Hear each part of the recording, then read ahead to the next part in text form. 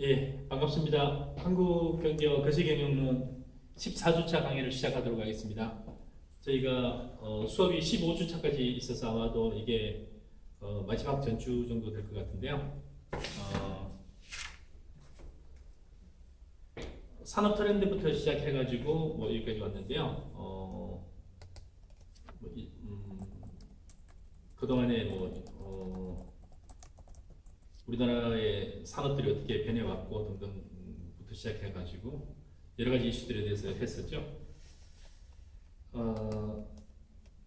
코로나라는 큰 나름대로 좀 이게 하나의 큰 산맥을 통해 가지고 또 우리나라 산업과 세계 산업도 하나의 일종의 큰 또 변혁을 겪고 있는 그런 시대 같습니다.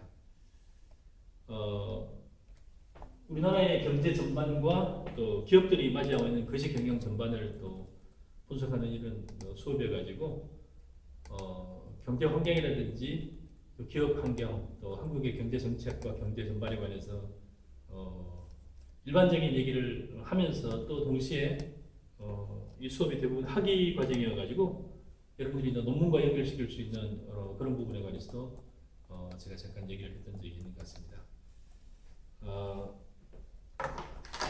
이거와 관련해서 사실은 한국 경제 전반에 관련돼서 또 거시 경영과 관련해서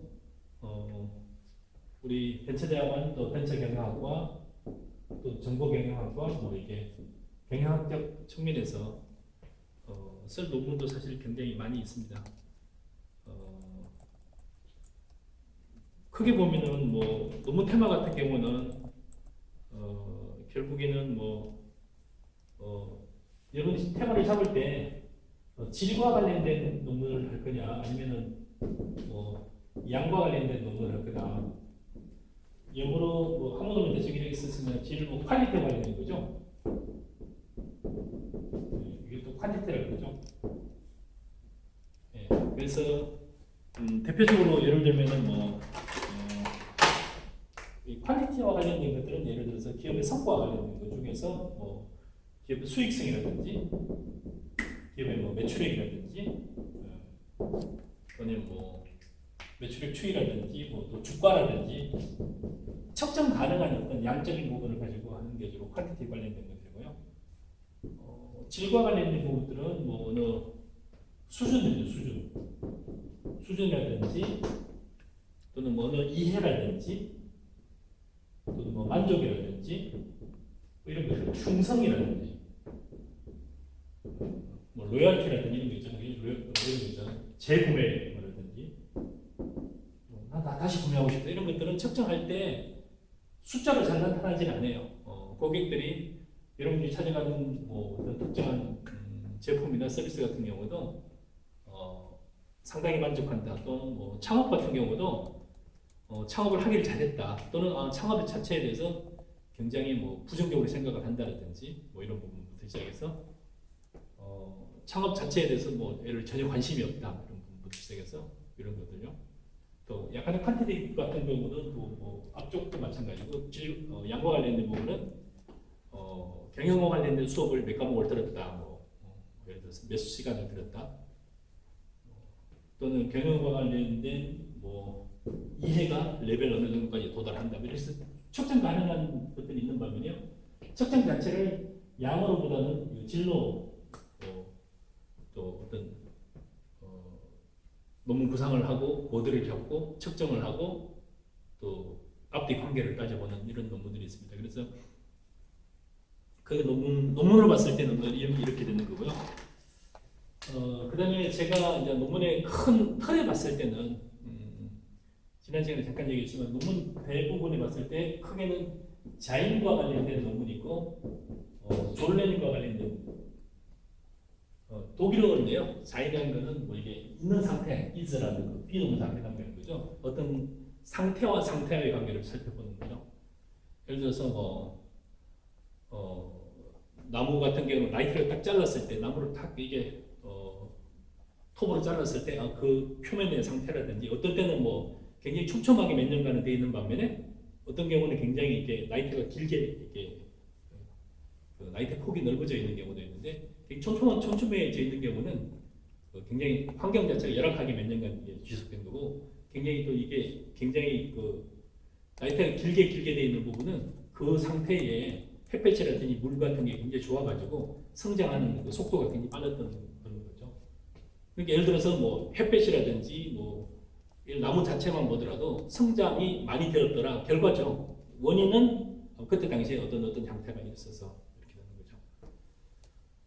사람의 키 같은 것도 마찬가지예요. 특정한 성장기에 뭐 똑같이 줬는데 만약에 뭐 어떤 그룹을 아이들 한 뭐 4-5 그룹으로 나눴는데 우유를 먹은 그룹과 먹지 않은 그룹들, 또 모유를 먹은 그룹과 먹지 않은 그룹들 간에 그 이후에 봤더니 뭐 몇 년 뒤에 이 아이들이 감기라든지 또 아니면 몇 년 정도 지나고 났을 때는 암 발병률이라든지, 암 발병률이 높아야 되는 게 아니라 봤더니 모유를 수육한 사람들이 암 발병률이 더 낮더라 높더라라는 게 나오겠죠.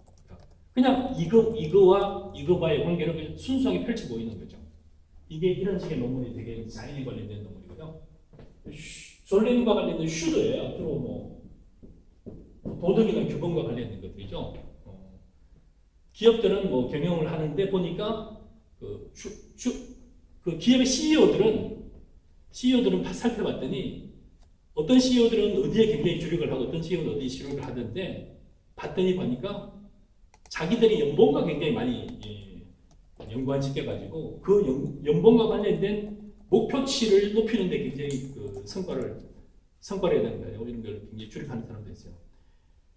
꽤 오래전에 아이아코카라는 그 크라이슬러 회장 같은 경우는 월급을 $1만 받아요. $1. 그래서 월급을 $1를 받고 무슨 이게 아이아코카 회장을 그 아이아코카 CEO를 만든 거죠. 맡았을까 했는데 실제로는 거기는 아이아코카의 그 회장이 했던 거는 주가에 연동돼 가지고 이 주식의 가격과 연관되어 가지고 만약에 이제 실제로 그 연봉이 결정되는 거죠. 그래서 어떤 사람들을 보면은 뭐 그런 식의 논문들도 있어요. 그냥 봤더니 그렇더라요. 그러니까 실제로 대주주가 직접 경영하는 것과 일반 대주주가 경영을 하지 않고 누군가 위임해가지고 대표이사라든지 경영권을 맡겨놨더니 주가가 직접 경영하는 비슷한 그룹의 한 회사 10개와 대주주가 직접 경영하는 것과 또 위임 맡겨놓은 10개 회사를 비교해봤더니 성과가 어떻더라 이런 것도 있어요. 성과를 보면 예를 들어서 성과 자체가 만약에 그 사람들의 월급을 대표이사 월급을 매출에 맡겨놓으면 사람들이 어디에 열려면 내년 매출이라도 가능하면 올해 안에 최대한 밀어내려고 해요. 왜냐면 매출의 숫자가 그 대표이사 월급에 연관이 되니까. 어떤 경우는 수익에 연관된 거는 올해 수익을 최대한 많이 창출하려고 해요. 그리고 비용에 해당되는 건 가능한 한 감춰놓거나 나중에 평가를 하거나 숨겨놓는 거죠.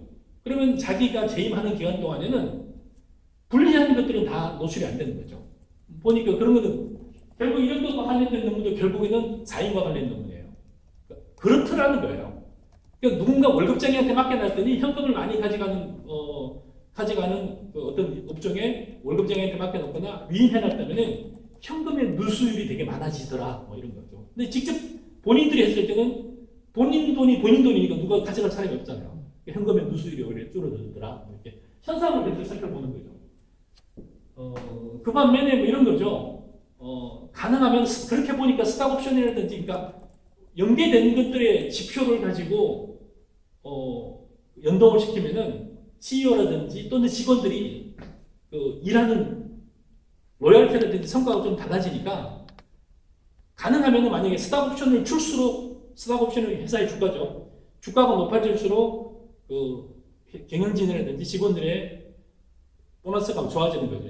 그러니까 추가적으로 옵션은 스탁의 주식 가격에 따라서 그 사람들이 리턴을 받을 수 있는 게 많아지는 거겠죠. 그러니까 스탁 옵션이 주가가 좋아지려면 회사의 내용이 좋아져야 되니까 스탁 옵션을 쭉 준 기업들과 주지 않은 기업들을 비교해봤더니 해보니까 어때요? 스탁 옵션을 준 기업들이 아무래도 주인의식을 더 많이 가지더라 라는 사인에 대한 결과를 얻게 돼요. 그럼 이거는 어떤 시사점을 얻게 되냐면 결국에는 또 졸레가 연결이 돼요. 그래서 직원들이 열심히 일하게 하려면 스탁 옵션을 주는 게 좋겠다라는 시사점이 되는 거죠. 우리 사회가 만약에 도덕성이 굉장히 좀 만약에 다른 나라들보다 전 세계적으로 보면은 부패 지수 같은 걸 측정하는 지수가 있어요. 우리나라가 그래서 글로벌 탑 10에 많이 들어가는 게 굉장히 많습니다. 좋은 부분에 가서 수출이라든지 이런 거. 근데 우리가 안 좋은 부분이 굉장히 있는데 실제로 따져보면은 글로벌 부패 지수, 세계 부패 지수 보면은 OECD 국가 중에서 최하위를 유지하고 있어요. 유지하고 있더라 현상이에요. 그럼 OECD 중에서 최하위를 유지하고 있는 이 도덕성을 높이려면은 무엇을 해야 한다는 것은 뭐예요? 이거는 그냥 졸라게 말하는 거예요. 그래서 예를 들면은 우리나라 같으면은 중학생들을 대상으로 뭐 이런 것들 조사합니다. 만약에 10억을 준다면 네가 한 2, 3년 동안 감옥에 가 있을 수 있느냐 했더니 상당히 많은 퍼센트가 나는 감옥에 가겠다. 그 돈을 준다면 감옥을 가겠다는 숫자를 굉장히 세계적으로 봐도 굉장히 높게 나오죠. 그러면 이 친구들은 뭐예요? 기회가 주어지면 이 친구 성인이 되더라도 나는 불법 행위를 하겠다는 이 잠재적인 내재적인 사실은 이제 불법 행위를 범할 수도 있는 그런 위험한 상태인 거죠. 그래서 그런 부분을 없애려면은 그런 부분에 관한 교육들을 어릴 때부터 시키는 게 낫겠더라. 뭐 이런 것들은 결국 뭐요? 이 상태에 관한 논문을 상태에 관한 논문을 많이 이유는 뭐예요? 그렇게 해보니까 결국 모유에 관한 것도 마찬가지고 의학 논문도 똑같아요. 화학 논문도 똑같고 의학 논문을 봤더니 모유를 먹인 그룹과 모유를 먹이지 않은 그룹 간에 보니까 서로 차이가 있는 거예요. 차이가 있는 건 특히 모유를 먹인 군이 예를 들어 정서적 안정감이 모유를 먹인 아이들이 중학교부터 시작해 청소년기에 정서적 안정감이 훨씬 더 있더라. 그러니까 모유를 먹인 거는 태어나고 나서 1년부터 2년 사이인데 생후 2년간의 모유를 먹인 거가 안 먹인 거, 그 이후에 20년 뒤에 이 친구들의 연관관계가 있는 거죠. 또는 뭐 모유를 먹인 거가 암 발병률 같은 것도 살펴보니까 암 발병률이 오히려 모유를 먹인 게 상당히 많이 떨어지더라 라는 상태에 관한 이 논문을 얻게 되면 뭐가 되는 거죠? 그럼 우리나라 전체라든지 정책적인 부분에서 모유를 먹이는 뭐 운동을 한다든지 먹여야 된다라든지 이런 홍보를 하게 되겠죠. 그래서 실제로 졸란 자체의 논문을 쓰기는 사실은 국가의 어떤 뭐 정책적인 거를 뭐 하는 어떤 뭐라 그럴까요? 좀 모티베이션 한다 그러죠. 동기를 부여한다 그런 등등의 뭐 정책 논문을 쓰려면 대부분 아카데믹 논문은 자연과 관련된 논문이라고 보시면 돼요.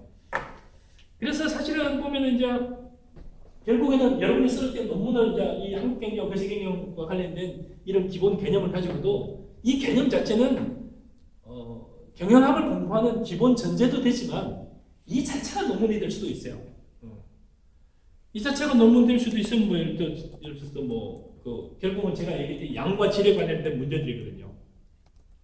그리고 이제 뭐 그 이후에 보면은 이것과 관련돼서 사실은 뭐 노후 준비라는 걸 보면은 그냥 노후 준비하고 나하고 무슨 관계가 있나 보면은 결국에는 노후 준비라든지 미래에 관련된 게 뭐가 연관이 되냐면 결국 현재 직장 생활과 연관돼요.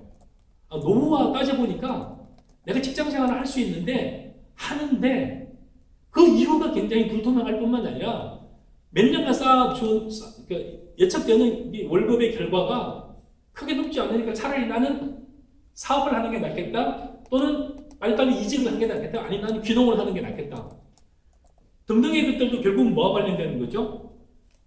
일에 관련된 본인의 예측이라든지 또 월급이라든지 또는 사업이라든지 이런 것들을 밸런싱하고 평가하게 되는 거죠.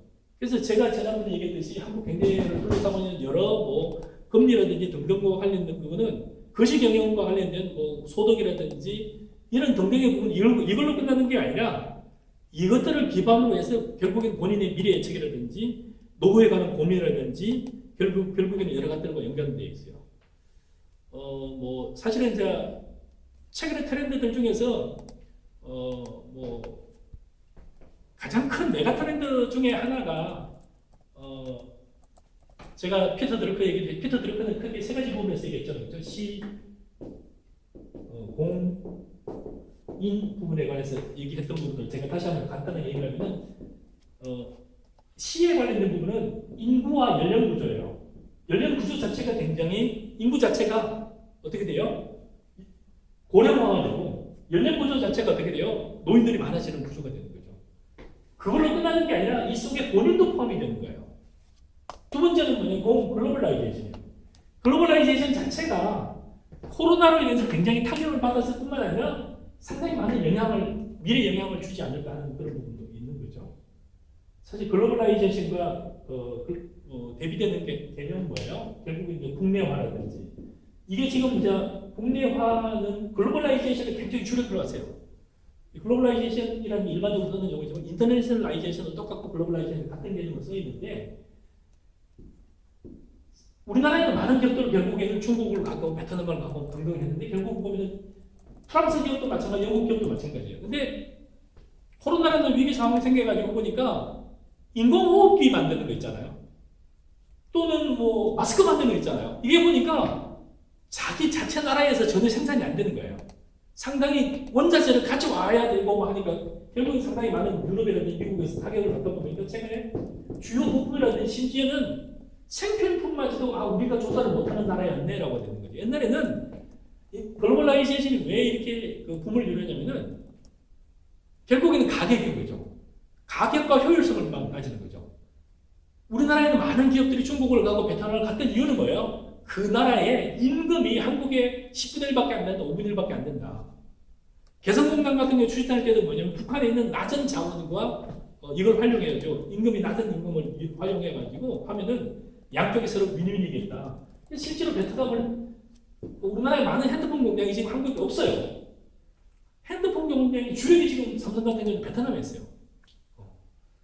그래서 최근에는 이제 미국부터 시작해서 일본도 마찬가지죠. 마스크를 만들다 보니까 없어요. 프랑스도 마찬가지, 미국도 마찬가지. 그래서 사실 제가 가장 크게 대두되는 부분이 지난번에 얘기했죠. 리쇼링 같은 경우. 리쇼링은 뭐냐면 쇼는 해안에 접한다는 거거든요. 그러니까 다시 돌아와서 한국에서 안착을 한다는 뜻이거든요. 그래서 리쇼링, 그러니까 갔다가 다시 되돌아오는 거죠. 기업들이 본국으로 되돌아오는 거죠. 그래서 이건 그냥 되돌아오는 것이 아니라 되돌아오기에는 상당히 비용도 필요하니까 정책적으로 정부에서 돌아오는 기업들에 관한 혜택을 주는 거죠.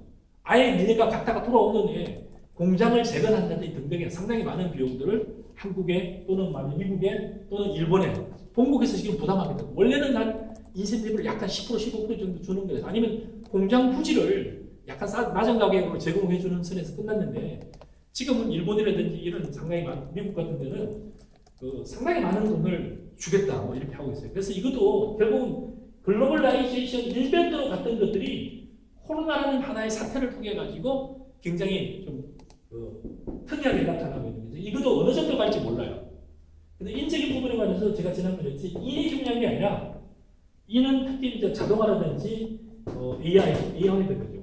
뭐 자동화, 컴퓨터화, 그다음에 뭐 이런 게 되다 보면은 기계적으로 하는 부분들은 다 자동으로 분리되기 때문에 사람 손에 크게 많이 가지는 않아요. 그래서 여기서 필요한 인은 뭐냐면 그냥 단순한 인이 아니라 스페셜라이제이션 된 전문화된 인력이 미래를 주도한다는 거죠. 시공인을 논했던 이유가 뭐냐면은 미래는 도대체 어떻게 갈 거며 미래가 어떻게 열릴 것이냐에 관련된 큰 틀의 흐름들이거든요. 그래서 피터 드루커라는 분이 미래를 넥스트 소사이티를 파악을 하려면은 시공인을 면밀하게 관찰을 해야 된다 이렇게 해서 출발이 되는 거예요. 그래서 한국 경제라는 이 테마 또 거시경영의 이 테마를 가지고 논문을 찾아낼 수 있는 게 되게 많아요. 제가 얘기했듯이 예를 들어서 뭐 노후와 관련돼서만 보더라도 이거 노후잖아요. 보니까 또 직장을 그렇게 내가 오래 다니는 건 아니네. 그러면 노후를 생각해 보니까 내가 지금 직장 생활하는 것들이 연계되니까 노후 만족과 관련된 부분들, 자산 관리와 관련된 것들, 개인의 그 자산 관리, 개인의 경영과 관련된 것들, 심지어는 기업을 경영하는 사람들 같은 경우도 한국 경제를 보면서 세계적인 트렌드를 살펴보면서 결국엔 세계적인 트렌드와 메가 트렌드를 살펴보면서 결국 뭘 해야 돼요? 자신의 계획을 해야 될 뿐만 아니라 자신이 경영을 하는 기업 계획들을 세워야 돼요. 그래서 상당히 많은 그 메가 트렌드를 살펴보는 통찰력들이 필요하다 이렇게 살펴보고요. 그 통찰력과 관련돼서 기업의 성과를 살펴보는 거죠. 저는 통찰력은 기업이라는 하나의 그 배를 이끄는 것은 그 배는 여러 가지죠. 조그마한 1인 창조기업, 1인 기업을 하는 조그마한 낙엽 같은 기업들도 있어요. 낙엽 같은 기업이라는 건 뭐예요? 돛담배 같이 그냥 한두 명이 이렇게 자지우지하는 기업도 있어요. 그 반면에 뭐 몇십 톤 이런 기업도 있어요. 그 반면에 몇만 톤 된 기업들도 있어요. 그러면은 결국에는 이런 기업들이 미래로 나아가기 위해서 만약에 이런 기업들을 왜 이게 그 미래에 관해서 나름대로 분석을 하고 미래 트렌드를 살펴봐야 하냐 그러면은 지나가다 보면은 크고 작은 파고를 예상하거든요. 근데 그 조그마한 돛담배라든지 큰 배가 미래에 대한 큰 물결을 제대로 파악을 하거나 대비를 하거나 피하지 못하면 어떻게 되겠어요? 그냥 휩쓸려 갈 수밖에 없어요. 특히나 많은 기업들이나 많은 개인들이 굉장히 열심히 살고 성실하게 살아요. 근데 열심히 살고 성실하게 사는 것과 기업의 성과는 크게 관계가 없을 수도 있어요. 그래서 이제 기업 경영의 핵심이 뭐냐? 어느 기업들이 성과를 많이 내느냐 했을 때, 대주주가 정신을 차리고 있으면 성과를 많이 낼까? 아니면 기업이 목표를 가지고 있으면 성과를 많이 낼까? 좋은 경영진을 가지고 있으면 성과를 많이 낼까? 아니면 좋은 중간 간부를 가지고 있으면 성과를 많이 낼까? 아니면은 연구 인력을 많이 가지고 있으면 성과를 많이 낼까? 어쩌면은 그게 아니라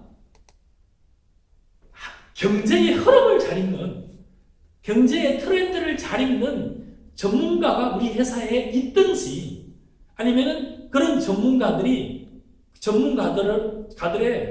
자문을 수시로 받을 수 있는 구조가 되어 있는지.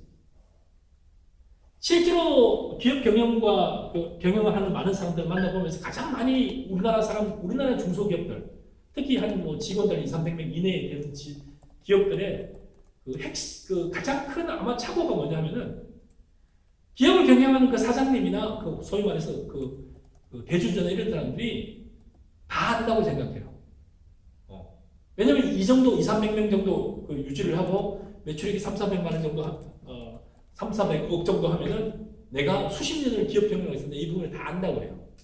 근데 실제로는 이게 기존에 이제 천천히 흘러가던 텔레비전을 만들고 냉장고를 만들고 자동차 부품을 만들고 굉장히 안정적인 제조업 기반으로 했을 때는 그게 뭐 그분의 그동안의 성공 히스토리라든지 성공 역량들이 지금까지 잘 이끌어왔어요. 근데 지금까지 잘 20~30년 잘 이끌어온 그게 향후 20~30년도 잘 이끌어 간다는 건 아니에요. 왜냐면은 점점 현대에 올수록 최근에 올수록 뭐냐면은 트렌드가 점점 짧아지고 심지어는 지금 휘발유 자동차 자체가 수년 내에 길게는 20년, 짧게는 10년 내에 상당히 많이 없어지거나 줄어들거나 이렇게 돼요. 그럼 나는 자동차 부품을 만드는 회사인데 자동차 자체가 부품을 필요가 없을 수도 있어요. 전기 자동차가 되다 보면 뭐예요? 엔진 박스 하나 있고 바퀴만 4개 달면 돼요. 그러면 자동차 부품을 만드는 수백 가지는 뭐예요? 이게 다 수천 가지는 없어지는 거죠. 자동차는 거는 엔진 박스 하나하고 바퀴 4개만 달리면 끝일 수도 있어요. 거기다가 만약에 AI 컴퓨터 같은 게 딱 달아버리면 무인 자동차는 뭐예요? 사람이 운전하지 않고 지가 알아서 인공지능에 따라서 다 하다 보면 뭐가 될까요? 상당히 많은 것들이 동력 전달 장치와 관련된 수많은 것들도 없어질 거고요. 휘발유를 소모하기 위한 연료와 관련된 수많은 기화와 관련된 많은 부품들도 없어질 가능성이 많아요. 그럼 내가 그와 관련된 베어링이라든지 그와 관련된 여러 부품을 만드는 업체라 그러면은 사실은 굉장히 없어질 수도 있죠. 그래서 실제로는 여러분들이 쓸 논문들은 엄청나게 많아요. 기업 자체만 보더라도 기업의 경영진의 마인드라든지 경영진의 통찰력이라든지 경영진이 외부의 전문가를 영입하는 구조라든지 기업 같은 경우도 이래요. 최근에 상당히 많은 기업들은 우리 자체 내의 기업들이 AI 전문가라든지 새로운 트렌드에 관련된 전문가는 아마도 없을 거예요. 그러면 영입을 하든지 외부 전문가로부터 도움을 받아야 되는데 안 받거나 본인만의 장벽을 찾게 돼요. 그러면 본인만의 장벽을 쌓다 보면 무슨 문제가 생기냐면 세상은 배냈는데 본인 회사만 안 배다는 거예요. 그럼 어떻게 되는 거죠? 세상이 배냈는데 본인의 회사나 본인 회사의 체질이 안 변하면 어떻게 되는 거죠? 옛날 체제의 경영 방식과 옛날 체계의 생각과 상식과 옛날 체계의 유통 구조를 가지고 가다 보면 아닐 수도 있어요.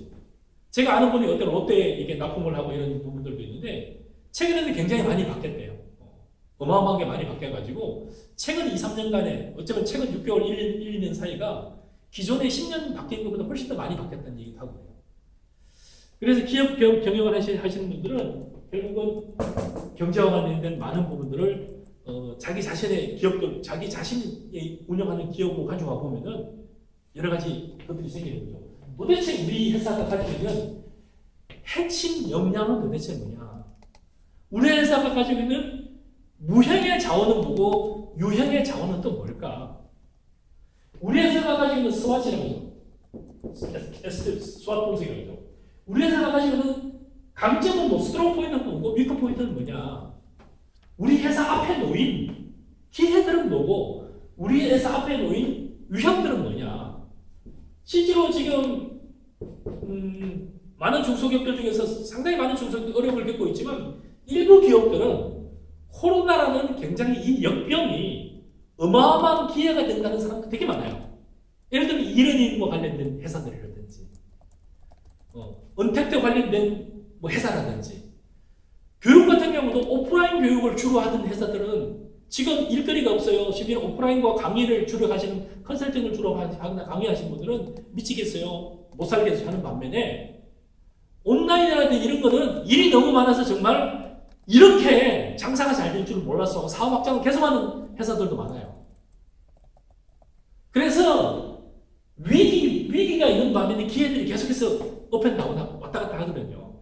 위기와 기회가 교차되는 순간에 기업을 경영하는 사람이 거시경영, 기업과 관련된 메가 트렌드를 파악하고 트렌드를 파악한다면 위험은 최소화시키고 어떻게 돼요? 우리 회사 가지고 있는 위크 포인트는 최소화하고 스트롱 포인트를 살려주세요. 강점을 살려주세요. 그 다음에 뭐예요? 우리 회사가 가지고 있는 기회를 극대화시키는 거죠. 사람들이 창업을 할 때도 그래요. 주먹 건투 싸움을 할 때도 이 제 범위 내에서 안쪽에서 때리는 거가 내 범위 밖에 있는 거 때리는 거는 밖에 있는 거 때리는 힘이 없어요. 안쪽에 때리는 건 뭐예요? 힘이 되게 쉽게 때릴 수 있죠. 이렇게. 이 속에 있는 거는 이 속에 만약에 상대방이 들어온다면 쉽게 그 상대방을 때릴 수 있죠.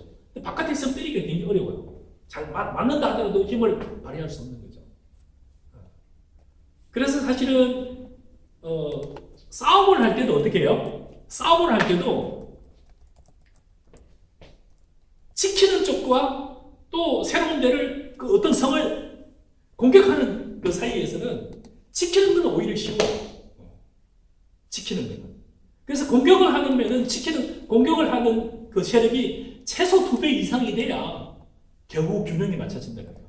그래서 공격을 하는 팀이 어느 성을 점령하려면 최소 4배 이상이 돼야 그 성을 쉽게 점령을 할 수 있다는 거예요. 그럼 창업도 마찬가지고 내가 지금 좋아요. 자, AI가 와서 온라인 교육을 한대요. 뭐가 한대요. 그래서 새로운 시장들이 막 열려요. 근데 사실 그건 모르는 부분이 되게 많거든요. 우리 창업대학원에서 벤처대학원 졸업한 사람 중에 굉장히 좋은 거는 뭐냐면 상당히 이 중소기업과 벤처기업에 관해서 교육을 제대로 한 학교가 없어요. 우리 학교가 굉장히 체계적으로 한 학교인데 경쟁이 많이 나가 있어요. 그 반면에 굉장히 약한 게 뭐냐면은 실전 사업은 또 되게 약해요. 우리 학교 졸업생들 중에서 이 부분에 내가 성공했습니다 하고 제가 1,000억, 2,000억 매출을 올립니다 하는 학생은 또 많지는 않아요. 그래서 이거가 굉장히 이게 도대체 왜 그럴까 했더니 보니까 아마도 돈이 된다는 거에 쫓아다녀요. 돈이 된다는 게 쫓아다니는 게 아니라 실제로 돈이 된다는 게 뭔가 창업을 하든지 온라인 마케팅을 하든지 온라인 사업을 하든지 아니라 결국에는 본인이 거기에 직접 전문가든지 아니면 전문가를 활용하든지 실제로는 본인이 그 강점 위에서 깃대를 세우거나 구축을 해야 되는데 실제로 우리 졸업생들 중에 대부분의 학생들이 어디에 깃발을 꽂고 있냐면은 본인이 강점이 아니라 잘 된다는 거에 쫓아다니면서 깃대를 계속 꽂고 있어요. 근데 깃대를 꽂고 보면 뭐예요? 남이 이미 다 꽂아놨어. 깃대 꽂히지도 않아요. 잘 된다는 데를 계속해서 쫓아다녀요. 한번 졸업생들 보세요. 창업대학원을 졸업한 학생들, 벤처대학원을 졸업한 학생들 지금 벌써 박사가 1,000명 이상 석사도 굉장히 많이 졸업을 했는데 상당히 많이 쫓아다녀요. 쫓아다닐 게 아니라 본인이 본인이 강점이라고 생각하는 그에 깃발을 꽂고 거기다 강점 위에서 자기 성을 구축해야 되는데 자기 성을 구축을 못해요. 강점이 뭔지를 본인이 파악을 못해요. 그리고 또 제가 수업 세 번째 시간에 했듯이 본인이 그렇게 힘을 안 써도 돼요. 실제로 중요한 건 뭐예요? 시스템을 구축해야 되는데 그 시스템이 뭔지를 아직도 이해를 못하고 있어요. 그럼 뭐예요? 끊임없이 삽질만 하는 거죠. 삽질만. 실제로 거대한 피라미드를 세울 때는 뭐가 필요해요? 지렛대와 도르래와 이런 등등을 활용해서 쉽게 2,000km 되는 도로를 옮길 수도 있는데 도로를 계속 아직도 두고 이제 땀을 뻘뻘 흘리면서 그래봤자 2,000km라는 되는 돈을 평생 들지도 못할 뿐만 아니라 한 1cm도 움직이지도 못해요. 그래서 삼국경제와 거시경영론 강의에서 여러분들한테 가장 핵심적으로 제가 얘기하고 싶은 거는 기업을 경영을 하든 기업의 자문을 하든 결국에는 뭐예요? 소크라테스 얘기했던 대로 나 자신을 아는 걸로부터 출발해야 돼요. 나는 뭐냐면은 기업을 컨설팅하는 사람은 컨설팅 입장에서 내가 누구다. 기업 경영하는 사람 입장에는 우리 기업, 우리 회사는 어떤 회사다. 이거를 파악하지 않고 돈 된다는 걸 계속해서 쫓아다니는 수많은 경영인들 또는 내가 전문가도 아닌데 이거 전문가입니다. 이거 실제로 맡겨보면 거의 못하는 전문가들이 되게 많아요. 잠깐 쉬었다가 계속하겠습니다.